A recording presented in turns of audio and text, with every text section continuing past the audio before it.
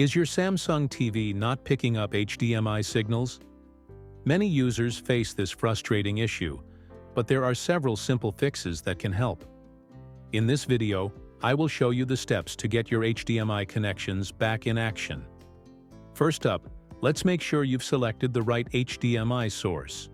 Sometimes the issue is as simple as being on the wrong input.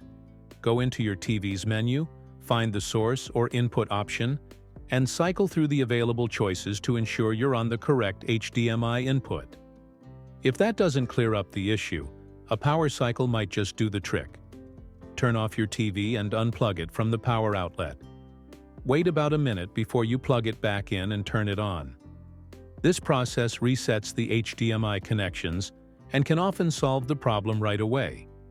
Moving on, let's take a closer look at your HDMI cables and ports. It's important to check if there's any visible damage to the cables themselves. Look for any signs of wear or bending that might affect the connection. As for the HDMI ports on your TV, make sure they are clean and free from dust. A great way to do this is by using a soft brush. Something like a small paintbrush or an old toothbrush works perfectly. Gently brush away any dust or debris from inside the ports. Also, give the ports a quick check to ensure they aren't loose, which can happen with regular use. Ensuring everything is clean and secure can often solve your connection issues without further steps. Now, let's talk about making sure your HDMI cables are compatible with your TV's HDMI ports. If you're using newer devices or cables, like those with HDMI 2.1, which is designed for 4K at 120 Hz, it's crucial that your Samsung TV's port can handle that.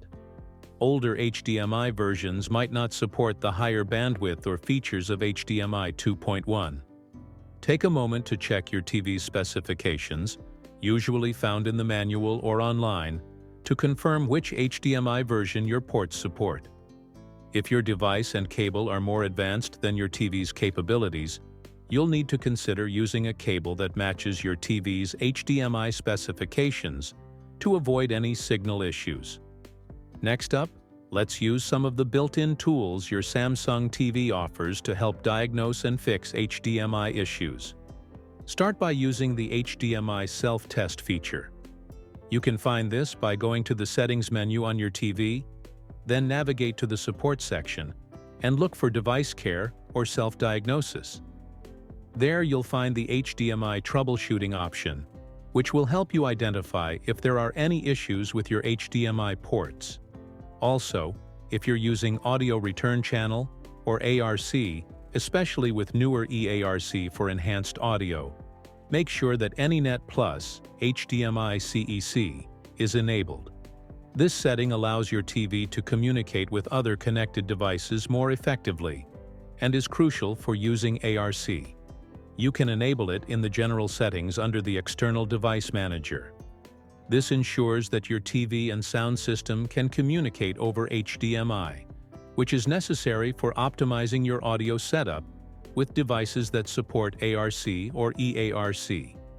Let's move on to some more hands-on checks if you're still having trouble. Sometimes, the HDMI ports themselves might need a little physical adjustment. If you're comfortable with it, you can try pressing around the HDMI port area to ensure it's not loose. Just be gentle to avoid any damage.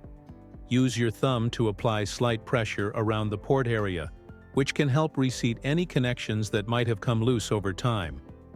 If none of these solutions work, you might consider a factory reset as a last resort. To do this, go to your TV's Settings menu. Select General, then Reset, and enter the default PIN, which is usually 400000. Remember, a factory reset will erase all your settings and return your TV to its original state, so you'll need to set it up again as if it were brand new. This step can help clear up any deeper issues that might be affecting your HDMI ports. That's it for this video on troubleshooting HDMI input issues on your Samsung TV. I hope this guide has provided you with the steps you need to get your HDMI connections functioning properly again. If you found this video helpful, please give it a thumbs up And don't forget to subscribe for more useful tech tips. Have any questions, or did these methods solve your problem? Let me know in the comments below. I'd love to hear your feedback. Thanks for watching, and I'll see you in the next video.